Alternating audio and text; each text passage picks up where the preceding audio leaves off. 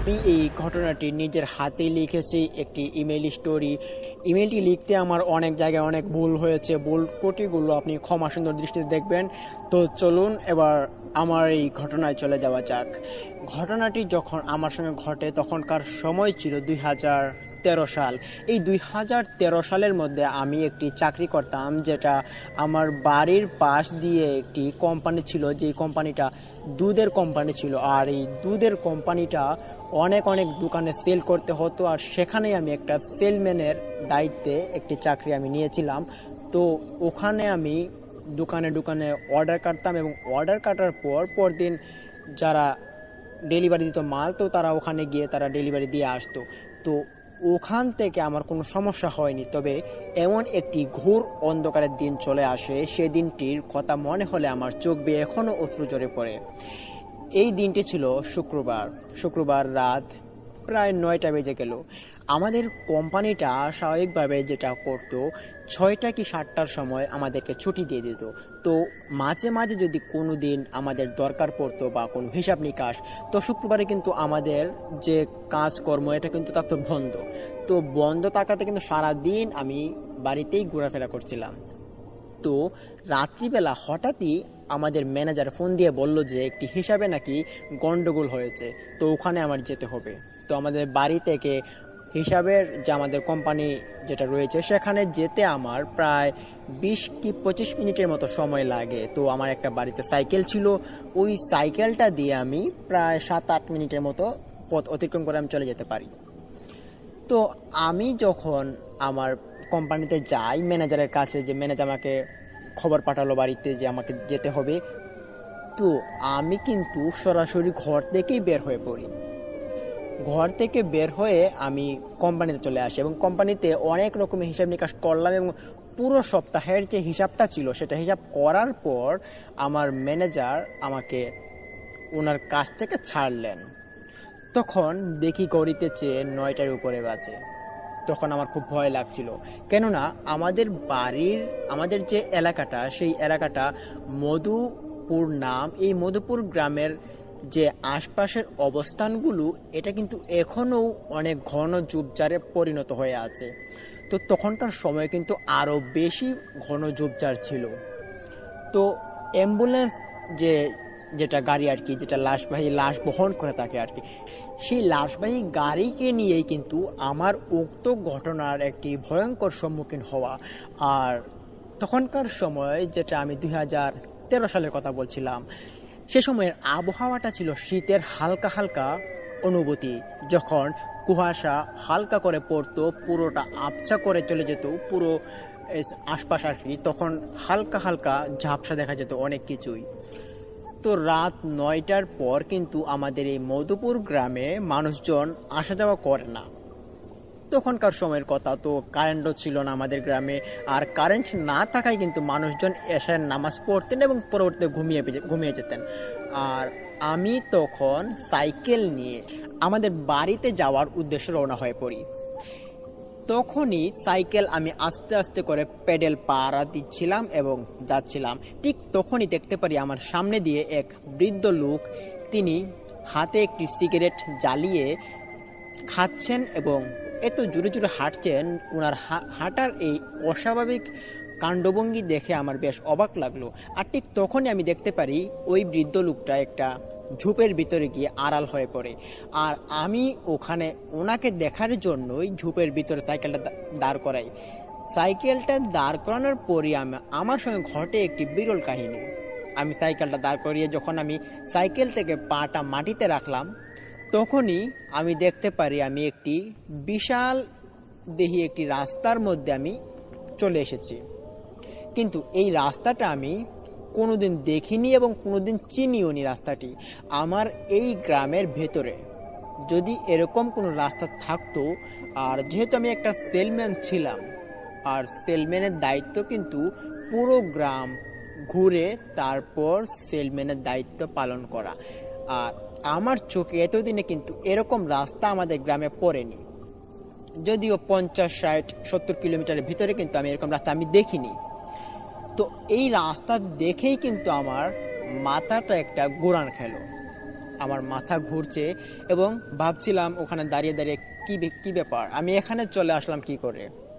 আমার সাইকেলটাকে শক্ত করে ধরে আমি ভাবলাম এখান থেকে জোরে চলে যেতে হবে। সাইকেলে উঠেই যখন আমি আবার প্যাডেল পাড়া দিব তখনই দেখতে পারি আমার পেছন থেকে একটি লাইটের আলো ঝমকা ঝমকা করে আমার দিকে বয়ে আসছে। খুব দূর থেকে দেখে মনে হচ্ছে এটি একটি অ্যাম্বুলেন্সের লাইট ঝমকাচ্ছে। কিন্তু আমাদের এই গ্রামে এত রাতে অ্যাম্বুলেন্স আসবে এটা তো আমার জানা ছিল না, আর এরকম তো হয় না। আমাদের গ্রামে কিন্তু সচরাচর অ্যাম্বুলেন্স নিয়ে আসা হতো না। মানুষের যদি কোনো রকমের বিপদ বা মানুষের কোনো অসুস্থতা যদি হতো তাহলে তাদেরকে ভ্যান গাড়ি করে বা অন্য কোনো বাহন দিয়ে তাদেরকে হাসপাতালে নিয়ে যাওয়া হতো, কিন্তু অ্যাম্বুলেন্স নিয়ে আসা হতো না। আর অ্যাম্বুলেন্স যদি নিয়ে আসা হতো তাহলে এটা অন্য কোনো ক্ষেত্রে নিয়ে আসা হতো। তো অ্যাম্বুলেন্স দেখে আমার বেশ অবাক লাগলো আর তখনই অ্যাম্বুলেন্স দেখার জন্য একটা মনে স্বাদ জাগে, কারণ আমাদের বাড়ি ছিল হাসপাতাল থেকে অনেক অনেক দূরে। আমাদের বাড়ি থেকে হাসপাতাল মনে হয় যুগের পর যুগ চলে গেলেও আমাদের তখনকার সময় আর কি যাওয়া হতো না যদি কেউ বড় রকমের অসুস্থতা বা অসুস্থ না হতেন। তো অ্যাম্বুলেন্সের ঝলকা আলো দেখেই কিন্তু আমি ওখানে দাঁড়িয়ে পড়ি, সাইকেলে প্যাডেল পাড়াটাও আমি বন্ধ করে দিই। অ্যাম্বুলেন্স আসছে খুব ধীর গতিতে এবং তার হেডলাইটটা হালকা হালকা করে উকি দিচ্ছে আমার দিকে। লাইটের আলোটা ছিল বেশ লাল বর্ণের, তবে এটা একটা ঘোলাটে লাল ছিল, দেখে বেশ বিস্ময়কর এবং রাস্তাটা যেন ঘোলাটে করে দিচ্ছে তার আলোতে। আমি তখন সাইকেলটা এক পাশে নিয়ে দাঁড়িয়ে পড়ি এবং অ্যাম্বুলেন্সের দিকে হা করে তাকিয়ে থাকি। হঠাৎই দেখতে পারি অ্যাম্বুলেন্সটা আমার 20 কদম সামনে দাঁড়িয়েছে। ওখানে একটা পুকুর ছিল, যেই পুকুরটার পাশে একটি নর্দমা ছিল, ওই নর্দমার পাশেই কিন্তু অ্যাম্বুলেন্সটি এসে দাঁড়ায়। আমি ভাবলাম হয়তো এখানে কোনো লাশ নিয়ে যাচ্ছে বা কোনো অসুস্থ রোগীকে এখান দিয়ে নিয়ে যাচ্ছে। তো আমি এইটা দেখার জন্য সাইকেলটা প্যাডেল পাড়া দিই অ্যাম্বুলেন্সের দিকে। আমি খুব জোর গতিতে সাইকেল চালিয়ে চলে যাই এবং যখনই আমি অ্যাম্বুলেন্সের সামনে যাই তখনই আমার নাকে একটি অদ্ভুত রকমের বিশ্রী এবং পচা একটি ঘ্রাণ ভেসে আসে, যে ঘ্রাণটি আমি আমার জীবনে কোনো দিন পাইনি শুনতে। আর আমার নাকে এরকম ঘ্রাণ কিন্তু কোনো দিন আমি অনুভব করতে পারিনি, আর এখনও এটা আমি অনুভব করতে পারি না, আর এরকম ঘ্রাণ আমার নাকে এখনও পড়ে না। এই গন্ধটা যখন আমার নাকে আসে তখনই আমার মাথাটা একটা ঘুরান খেয়ে পড়ে এবং তখনই আমি হুট করে অ্যাম্বুলেন্সের দিকে তাকালাম। তখন তাকিয়ে দেখতে পারি অ্যাম্বুলেন্সের জানালা যে ছিল, ছোট জানালা, ওই জানালার পাশ দিয়ে একটি মহিলার হাত বেরিয়ে আছে। মহিলাটির হাত থেকে রক্তের ফোঁটা টপ টপ করে রাস্তায় পড়ছে। রাস্তাটা ছিল মাটির। এই মহিলার হাত থেকে রক্ত পড়া দেখে আমার বেশ ভয় লাগলো। যদিও চাঁদের আলো ছিল, তারপর অ্যাম্বুলেন্সের লাইটের কিছুটা আলো ছিল, সেই আলোতে আমি দেখতে পারছিলাম এই অবস্থা। তো আমি এই অবস্থা দেখে ভাবলাম হয়তো অ্যাম্বুলেন্সের রোগী হতে পারে এটা। ঠিক তখনই অ্যাম্বুলেন্সের ড্রাইভারকে এই খবরটা বলার জন্য সাইকেলটা ঘুরিয়ে যখনই ড্রাইভিং সিটের দিকে আমি সাইকেলটাকে নিয়ে আসি আমি সহ, তখন দেখতে পারি অ্যাম্বুলেন্সের ড্রাইভিং সিটে একজন বসে আছে, কিন্তু এটা কোনো মানুষ নয়, এটা একটি মরদেহওয়ালা কঙ্কাল। যেই কঙ্কালটা স্টিয়ারিং ধরে আছে, তার হাত দুটো স্টিয়ারিংয়ে ধরে আছে এবং সে ড্রাইভিং সিটে বসে আছে। তার এই কঙ্কাল আকৃতির দেহটার চোখ দিয়ে লাল বর্ণের আগুনের লুক্কা যেন বয়ে যাচ্ছে। এক ঝলক দেখার পর আমি সাইকেলটা হাত থেকে ফেলে দিয়ে এক লাফ দিয়ে পেছনে চলে আসি। ঠিক তখনই দেখতে পারি অ্যাম্বুলেন্স আবারও খুব জোর গতিতে স্টার্ট নিয়েছে এবং স্টার্ট দেওয়ার পরপরই অ্যাম্বুলেন্সটি আস্তে আস্তে করে আমার সামনে থেকে চলে যাওয়ার জন্য ক্রমাগত রওনা হলো। ঠিক তখনই দেখতে পারলাম অ্যাম্বুলেন্সের পেছনের যে কভারটা ছিল সেই কভারটা খুলে গিয়েছে এবং সেই কভার থেকে এই মহিলাটি রাস্তায় পড়ে গিয়েছে। মহিলাটিকে রাস্তায় পড়ে যেতে দেখে আমি আরও ভয় পেলাম এবং ভাবলাম এটা কোনো স্বাভাবিক কিছু নয়, এখানে নিশ্চয়ই কোনো ভুতুড়ে অর্থাৎ কোনো ভয়ঙ্কর কিছু উপস্থিতি আছে, না হলে এরকম ঘটনা আমার সঙ্গে ঘটতো না। ঠিক তখনই আমি ওই মহিলাটিকে বুক ভরা সাহস নিয়ে দেখতে যাই। সাইকেলটা ওখানেই পড়ে আছে রাস্তার এক পাশে। আমার থরুথরু শরীরটা কাঁপুনি নিয়ে যখনই মহিলাটির দিকে যাই এবং গিয়ে যখন মহিলাটির চুলগুলো আমি হাত দিয়ে উপরে উঠাই, ঠিক তখনই দেখতে পারি মহিলাটির মাথায় চুল ছিল ঠিকই, কিন্তু মহিলাটির মুখে কোনো মাংসপেশি নেই এবং তার পুরো দেহটা যেন কঙ্কাল আকৃতির। সেই অবস্থা দেখে আমার গাটা শিহরণ দিয়ে উঠল এবং ওখান থেকে আমি উঠে পড়ি। আশপাশ দিয়ে খোঁজাখুঁজির চেষ্টা করছিলাম, কিন্তু কোনো প্রকারের মানুষও আমি দেখতে পারছিলাম না।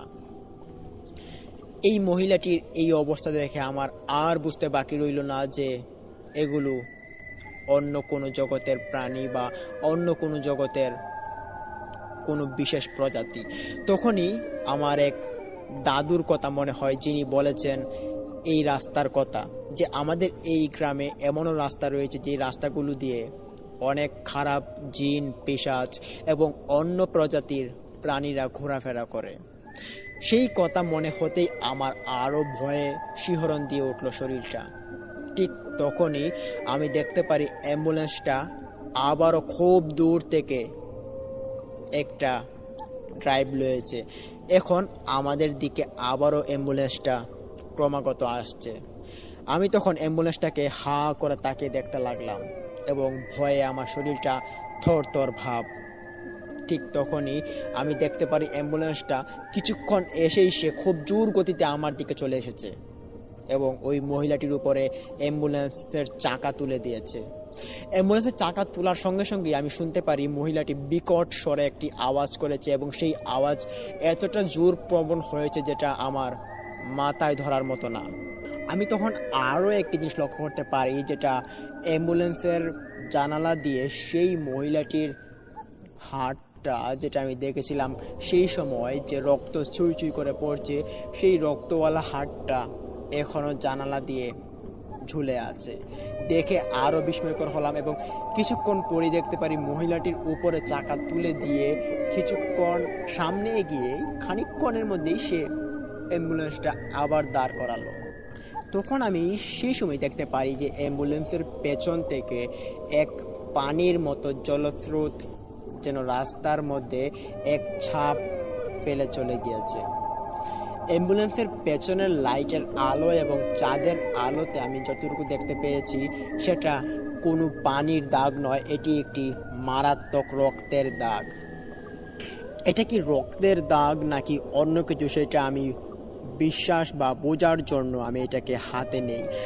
তখন হাতে নেওয়ার সঙ্গে সঙ্গে আমি নাকের কাছে নিয়ে আসতেই আমি ঘ্রাণ অনুভব করতে পারি এটা একটা বাজে এবং বিশ্রী রক্ত, পচা রক্তের যেই গন্ধটা আসে। সাধারণভাবে আমরা যে কুরবানি করে থাকি সেই কুরবানির পর যে রক্ত পচার এক মারাত্মক ঘ্রাণ আসে, সেই গন্ধটাই আমি আমার নাকে অনুভূত করতে পারি। আমি ছোটোবেলা থেকেই রক্ত দেখলে আমার মাথা ঘুরে যেত এবং রক্তের যে প্রভাব এটা আমি সহ্য করতে পারতাম না। রক্তের এই মারাত্মক গাহিম করা ঘ্রাণটা আমি যখন অনুভব করি তখনই আমার মাথা এক হোঁচট গেল এবং মাথা ঘুরিয়ে যেন আমি এখন পরে যাই। ঠিক তখনই আমি দেখতে পারি আমার পেছনে যে মহিলাটি রাস্তায় পড়েছিল, যার উপর দিয়ে অ্যাম্বুলেন্সের চাকা তোলা হয়েছিল, সেই মহিলাটি আমার পেছনে দাঁড়িয়ে। তখন আর মাথা কোনো কাজ করছে না, সরাসরি পুরো শরীর থরথর করে কাঁপনি শুরু করে দিয়েছে। এতটা কাঁপতেছিলাম যে আমার এটা বলে এখন বোঝানো সম্ভব হচ্ছে না। আর ঠিক তখনই আমি দেখতে পারি একদল মানুষের সমাগম হয়েছে, যেটা এলাকার দক্ষিণ পাশ দিয়ে আসছে। এখানে একটা চোর ধরা পড়েছিল, সেই চোরটাকেই ধরার জন্য এই মানুষগুলো বেরিয়েছিল।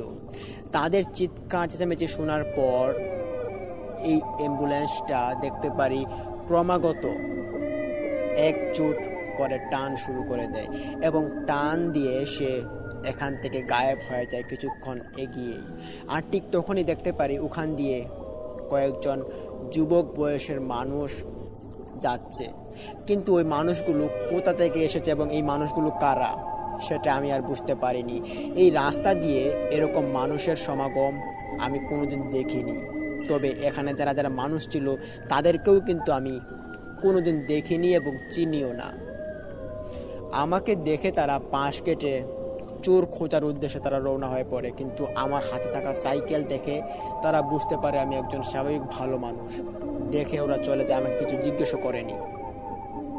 তাদের হাঁটা দেখে আমার বেশ ভয়ানক লাগলো। সবার পরনে ছিল একটি করে সাদা কাপড় এবং একটি করে পাজামা। মনে হচ্ছে তারা কোনো নামাজ পড়ে বাড়িতে এসেছে বা কোনো দলগোত্রের একটি শাখা যারা একরকম পোশাক পরে তারা হাঁটা চলা করে আর কি। তো তারা কি আদতেও কোনো মানুষ ছিল নাকি অন্য কোনো প্রজাতির প্রাণী ছিল তারা? তো আমি এটা প্রথমত আর পাত্তা দেইনি। যখন আমি দেখতে পারি অ্যাম্বুলেন্স তো এখান থেকে গায়েব হয়ে গিয়েছে, ওই মহিলাটিও এখান থেকে গায়েব হয়ে গিয়েছে, ওখানে থাকা যুবক লোকগুলো আমার পিছন দিকে চলে গিয়েছে, তারা এখন একদম ফাঁকা হয়ে গিয়েছে, ভয়ের সব মাত্রাই এখন চলে গিয়েছে। তো লিসেনার কি ভাবছেন, ঘটনা কি এখানেই শেষ? না, ঘটনা যে আরও অনেক কিছু ঘটার বাকি। শুনতে থাকুন, বুঝতে পারবেন। আশা করি আপনারা আজকের ঘটনার শেষ পর্যন্ত আমাদের সঙ্গে থাকবেন এবং অবশ্যই আমাদের ভীতিকতাকে সাবস্ক্রাইব করুন। তো আমি যখন দেখতে পারি যে ওরা চলে গিয়েছে, এখন পুরো জায়গাটা একদম স্তব্ধ হয়ে গিয়েছে, তখন মনে একটু সাহস জন্মায় এবং আশপাশে ভালো করে দেখার চেষ্টা করি আশপাশে কোনো সাইনবোর্ড আছে কিনা, কোনো লেখা, কোনো কাগজপত্র বা কোনো দোকানপাট, এসব আমি কিছু দেখতে পাই না। শুধু একটি বড় রকমের রাস্তা এবং এই রাস্তার আশপাশ দিয়ে দূর দূরান্তে ছোট ছোট কয়েকটা বাড়ি দেখা যাচ্ছে। তো আমি এখানে চিনি না কিছু, কাকে গিয়ে কি জিজ্ঞেস করবে তো রাত করে, যদি মানুষ উল্টাপাল্টা মনে করে আরও অন্য কিছু বকা বাদ্য বা গালিগালাজ করে, তার জন্য আমি আর যাইনি। তো আমি ভাবলাম যে আমি এখন সাইকেলটা নিয়ে সামনের দিকে এগোই, যদি কোনো রাস্তার মোড় বা কোনো দিক নির্দেশনা পাই তাহলে না হয় যাওয়া যাবে। তো আমি এইটা ভেবে সাইকেলটা হাতে নিয়ে আবারও চড়ে বসি এবং পেডেল পাড়া শুরু করি। তখন আমি দেখতে পারি সামনে একটি ছোট্ট মোমবাতির আলো জ্বলছে এবং দেখে মনে হচ্ছে ওখানে 3-4 রাস্তার মোড় হয়তো অবস্থিত আছে। তো আমি ওখানে এটা দেখার পর আমি খুব জোরে সাইকেল চালাই এবং সাইকেল দিয়ে আমি মোড়ে চলে যাই।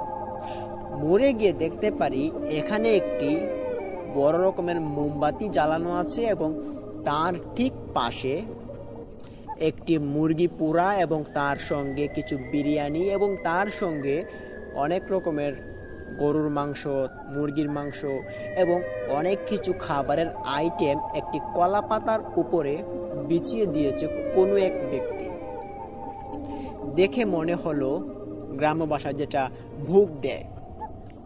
আমরা জানি যে গ্রামের মধ্যে যদি কোনো রকমের কবিরাজি তান্ত্রিক বা কোনো কবিরাজি ওষুধপত্র ব্যবহৃত হয়, তাহলে কবিরাজরা যেটা বলেন যে ভোগ দেওয়ার জন্য, যেমন এটা এই গরুর মাংস, তারপর মুরগি, এগুলো দিয়ে 3 রাস্তা কি 4 রাস্তার মোড়ে ভোগ দিতে হয়।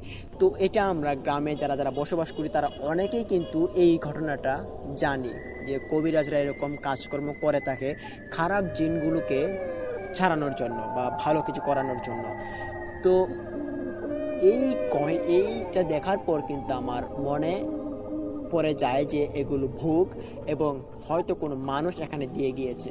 কিন্তু এটা কি কোনো সাধারণ মানুষে দিয়ে গিয়েছে নাকি অন্য কিছু? আমি তখন যেটা ভুল করি সেটা হচ্ছে ওই ভোগগুলোর উপরে কিন্তু আমি একটা হাত দিয়ে ফেলি।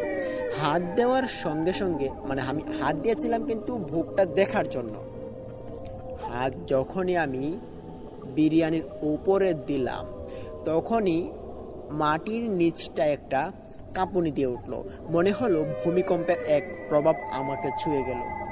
ঠিক তখনই দেখতে পারি পেছনে একটা হাত রাখা হয়েছে আমার ঘাড়ের উপরে।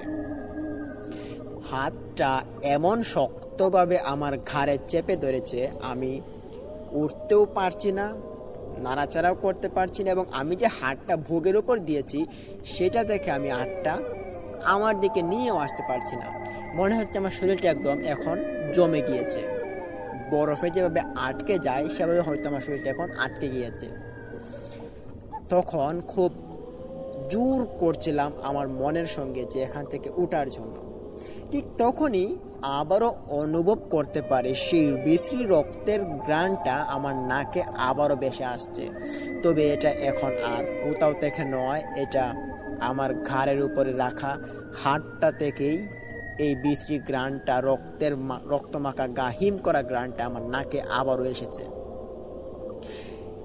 এইটা যখন আমি অনুভব করতে পারি এবং তখন আমি যেটা বুঝতে পারি, বোঝার পরপরই ওখানে আমি জ্ঞান হারিয়ে ফেলি। এবং এতটা রক্তের ঘ্রাণ পাওয়ার পর আমি ঘ্রাণ হারাবো এটা স্বাভাবিক, যেহেতু আমি রক্তে দেখলে আমার মাথা ঘুরে যেত। তো আমি কিন্তু জ্ঞান হারিয়ে ফেলি।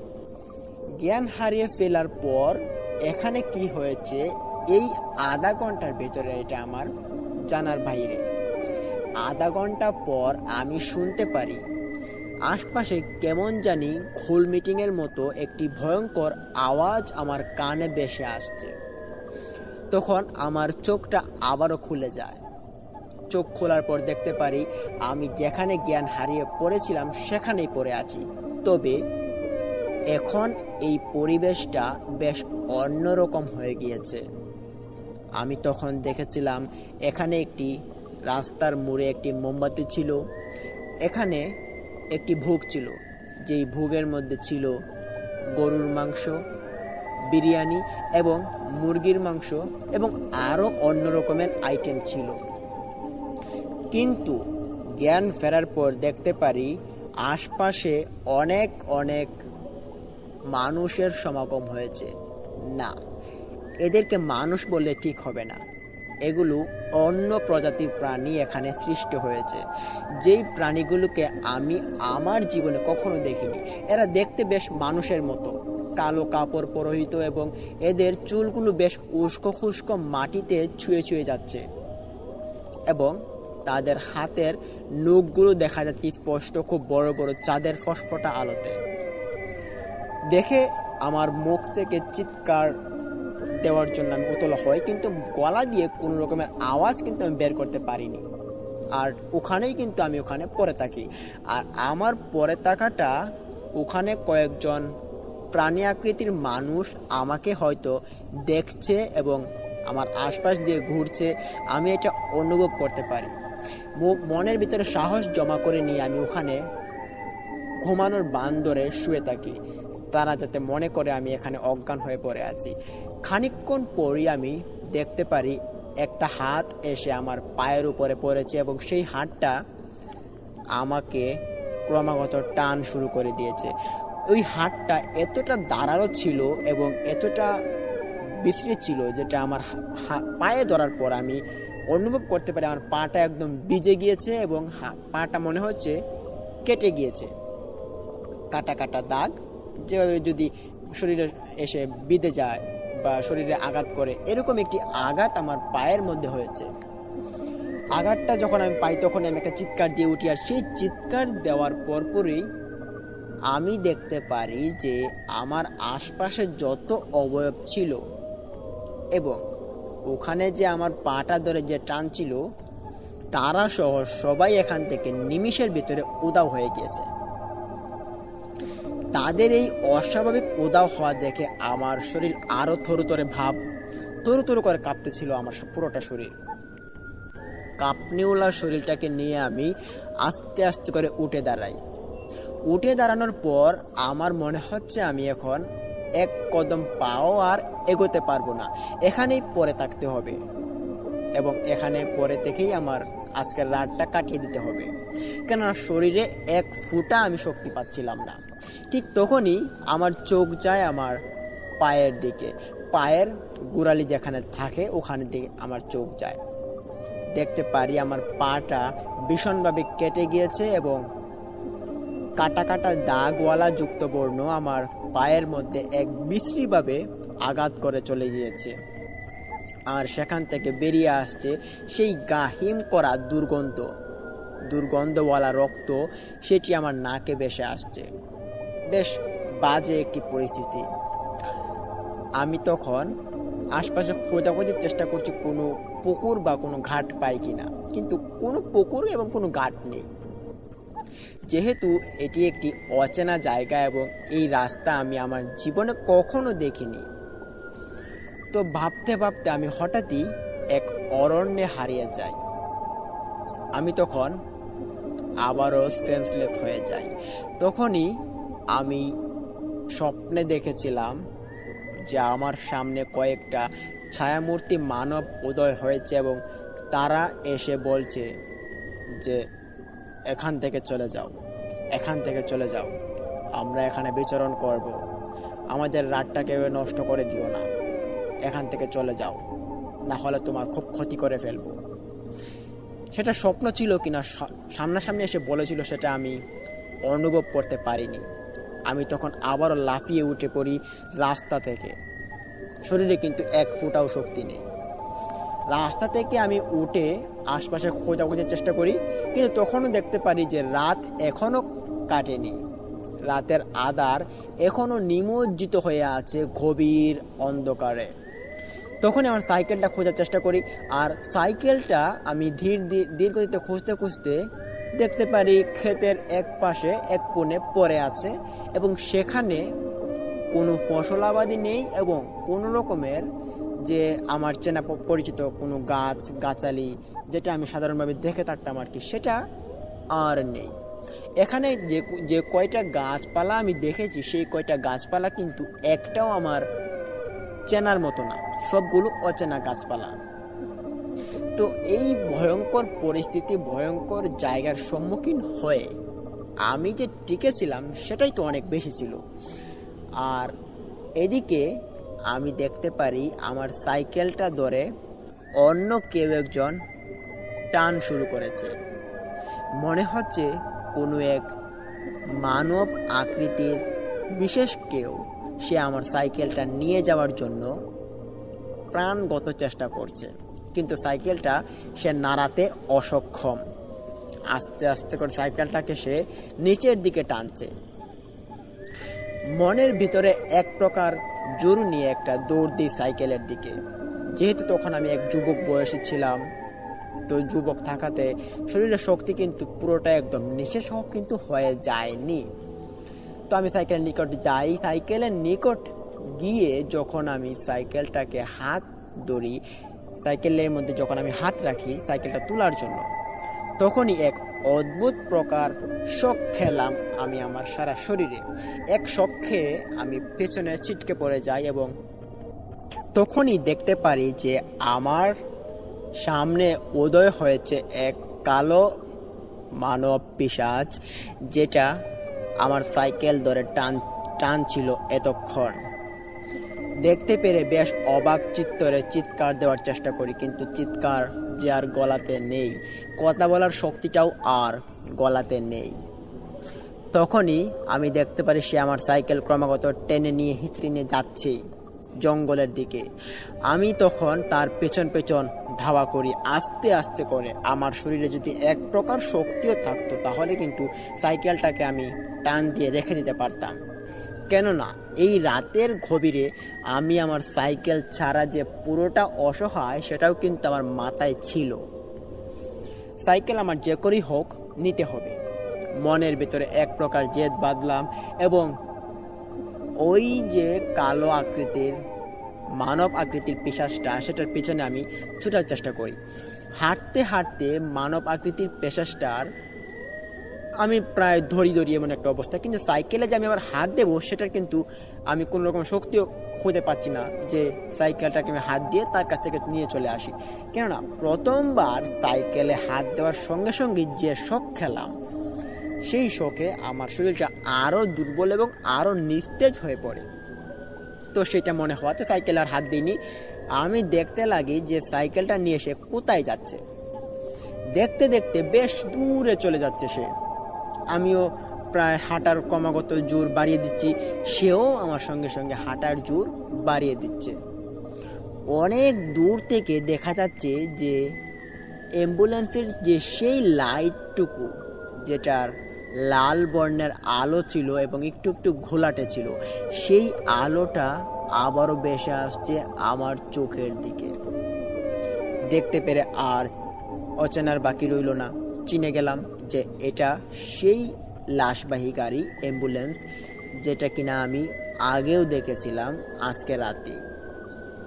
তো দেখার পর আগের কথাগুলো মনে হয়ে পড়ে, আর ঠিক তখনই আরও ভয় জন্মায়। ভাবলাম যে এখন আমি কি করব, সাইকেলও আমার হাতে নেই, বাড়িও আমি চিনি না, এই অচেনা রাস্তায় অচেনা রাজ্যে এসে আমি এখন কি করব। তখনই আমি দেখতে পারি যে ওই অ্যাম্বুলেন্সের পাশে অনেক অনেক মানুষের সমাগম হয়েছে। যেই মানুষগুলোকে আমি দেখেছিলাম ওখানে, যেখানে ভোগ ছিল অনেক, সেই ভোগগুলোর যে খাচ্ছিল যারা মানুষগুলো, এগুলো মানুষ নয়, এগুলো পিশাচ অবয়ব, সেই অবয়বগুলোই এখানে উপস্থিত রয়েছে।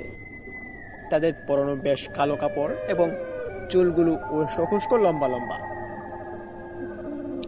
দেখতে পেরে আমি আবারও চিনলাম এবং এদিকে আর যাওয়ার জন্য আমি রওনা দিই না, আমি ওখানেই বসে পড়ি যেখানে আমি দাঁড়িয়েছিলাম। আর তখন দেখতে পাই আমার সাইকেলটা ক্রমাগত নিয়ে যেতে যেতে অ্যাম্বুলেন্সের নিকট নিয়ে চলে গেছে ওই কালো আকৃতির পিশাচটি। তখন আমি আস্তে আস্তে করে হাঁটছিলাম সাইকেলটাকে নিয়ে আসার জন্য, কেননা তখন আমি দূর থেকে দেখছিলাম যে ওখানে আর কোনো রকমের উপস্থিতি, কোনো পিশাচ বা কোনো অবয়ব আর নেই। ভাবলাম হয়তো তারা অন্য কোথাও চলে গিয়েছে বা ঘুমাতে গিয়েছে। সাইকেলের নিকট যাই। সাইকেলের নিকট যাওয়ার সময় আমি শুনতে পাই অ্যাম্বুলেন্সের ভেতর থেকে এক ছোট্ট বাচ্চার কান্নার আওয়াজ ভেসে আসছে। সেই কান্নাটার সঙ্গে ভেসে আসছে সে এক মৃত ছায়া এবং এক অদ্ভুত দুঃখময়ী এক দুর্দশার স্মরণ আমার কানে ভেসে আসে। তখন আমি কান্নাটা শুনতে পেরে আর দাঁড়িয়ে থাকতে পারি না। আমি তখন অ্যাম্বুলেন্সের নিকট চলে যাই। অ্যাম্বুলেন্সের নিকট গিয়ে আমি খোঁজাখুঁজির চেষ্টা করি মেয়েটা কোথা থেকে কান্না করছে এবং এই মেয়েটা কে। ছোট্ট একটি বাচ্চা মেয়ের কণ্ঠের আওয়াজ। এই মেয়েটা এভাবে কান্না করাটা তো এখানে ঠিক নয়। তখন আমি খোঁজাখুঁজির চেষ্টা করছি, কিন্তু শরীরে কিন্তু আমার এক ফোঁটাও শক্তি পাচ্ছিলাম না। যতটুকু শক্তি ছিল ততটুকু শক্তি দিয়েই কিন্তু আমি খোঁজাখুঁজির চেষ্টা করছি।